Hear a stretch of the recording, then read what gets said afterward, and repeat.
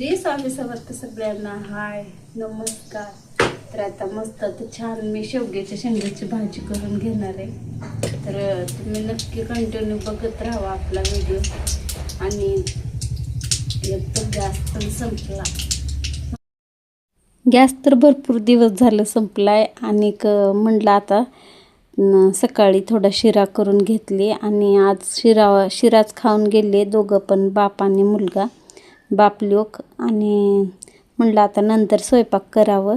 तर नंतर स्वयंपाक करावं म्हणलं तर लाईटच गेली. मग अक्कर शेवटी मला चूल मांडून चुलीवरच करावं लागलं स्वयंपाक. तरी लाईटीची भरपूर वेळ वाट बघितली पण लाईट काय नाही आली. तरी मला आता 2 वाजता जेवायला येतात. म्हणलं चला आता आपण आता स्वयंपाक करून घ्यावं पटकन. तर लाईटीची काही वाट बघत बसायची गरज नाही. तर मी मस्त असं छान चूल मांडले. तरी आज सकाळचा म्हणलं तर नाश्त्याला आमच्या इथं दुधाचा शिरा बनलेला होता. आणि नुसत्या दुधामध्ये शिरा मी बनवलेला होता बरं का. तर छान असं तेलात मी मोहरी टाकलेली आहे चांगली. आता तडतड फुटली आहे चांगली मोहरी. तर आता मी मस्त आता इथं अद्रक आणि लसूण घेतलेली आहे वाटून घेतले, ते पण टाकले. आता थोडासा कांदा टाकते.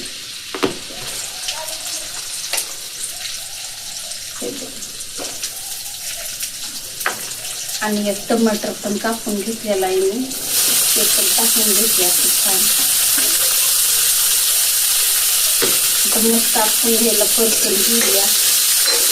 म्हणजे भाजी कशी आपली एकदम छान आणि खमंग होईल.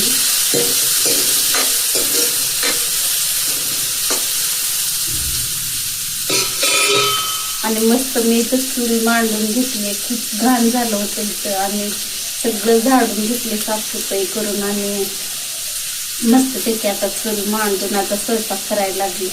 गॅस होता ते पण संपून गेला परत. आणि लाईटीवरची शिगडी होती तर लाईटच गेली. आणि मग आता चूलच अक्कल शेवटी लास्टला तर आपलं पर्यायच आहे चूल मांडून स्वयंपाक करायचं. तर मस्त आता मी हे स्वयंपाक करून घेते. म्हणजे का सकाळी मी शिरा केलेला होता थोडासा, तेच खाऊन गेले होते सगळेजण.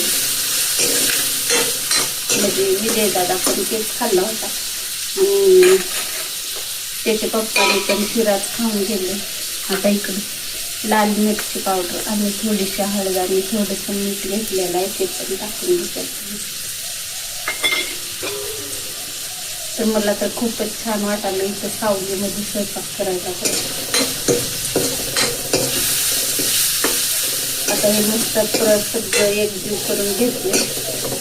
म्हणजे आपली भाजी कशी एकदम छान होईल मस्त.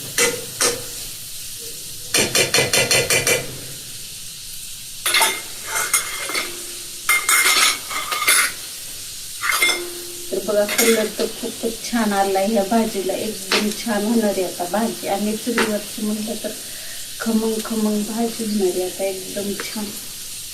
तर पूर्ण व्हिडिओ नक्की बघा.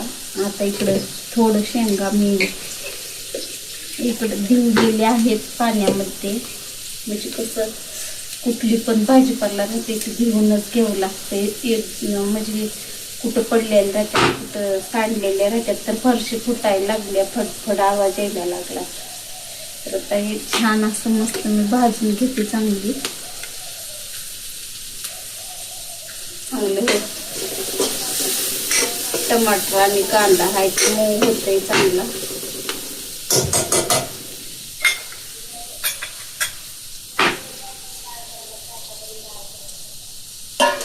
मऊ होते तोपर्यंत मी असं हे धुवून घेते. म्हणजे कसं मऊ होते पटकन. आणि ते इथे कसं हे कोबा केलेलं आहे ते खराब नाही हो म्हणून मी ह्याच्यावर का ते हे केलेलं आहे. हे फरशी आतरलेली आहे. आणि फरशी आतरून मग त्याच्यावर मी चूल ठेवली. आता हे छान मस्त असं भाजी करून घ्यायची आपल्याला.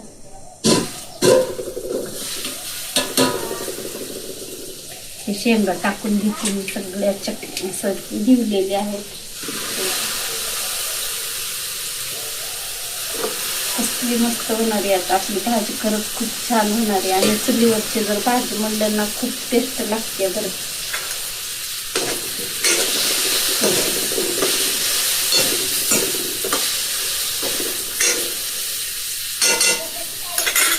चांगलं तेलात मी परतून घेतले बघा शेंगा पूर्ण, आणि थोड्या मऊ झालेल्या आहेत तेलामध्ये. तर आता नंतर ह्याच्यात पाणी टाकणार आहे मी, आणि थोडंसं शेंगदाण्याचं कूट वाटलेलं आहे ते पण टाकणार आहे.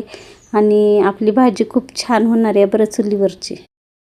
खूप छान झाली आता आपली भाजी, आणि चांगली उकळी मारायला लागली आहे. आणि आता मी ह्याच्यामध्ये का थोडंसं शेंगदाण्याचं कूट टाकून घेते, आणि जाळ पण खूप छान लागला आहे, आणि जाळ लागल्यामुळं भाजी चांगली शिजली आहे.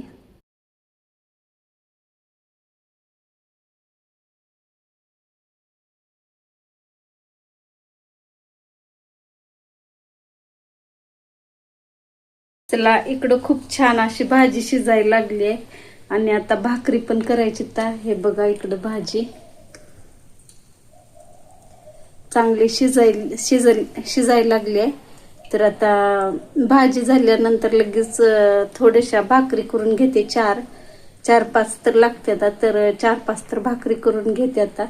आणि आता टाइम झालाय त्यांनी जेवायला यायचा. चला मग आता मी भाकरी बनवून घेणार आहे. तर इकडं ताट वगैरे आणून ठेवलेलं आहे मी, आणि आता भाजी शिजली की नंतर भाकरी पण करणार आहे. आणि चुलीवरचा स्वयंपाक म्हणलं तर खरंच खूप टेस्ट आणि खूप छान लागते बरं. तर तुम्हाला कसा वाटला माझा आजचा ब्लॉग? चला आता भाजी शिजलेली आहे, आता भाकरी बनवून घेणार आहे. तर तोपर्यंत आता सगळ्यांना बाय, आणि आपल्या चॅनलला लाईक करा, सबस्क्राईब करा, आणि असेच कमेंट करा, आणि छान कमेंट करा. आणि आजचा स्वयंपाक माझा कसा झाला काय नाही. तर चला मग आता बाय.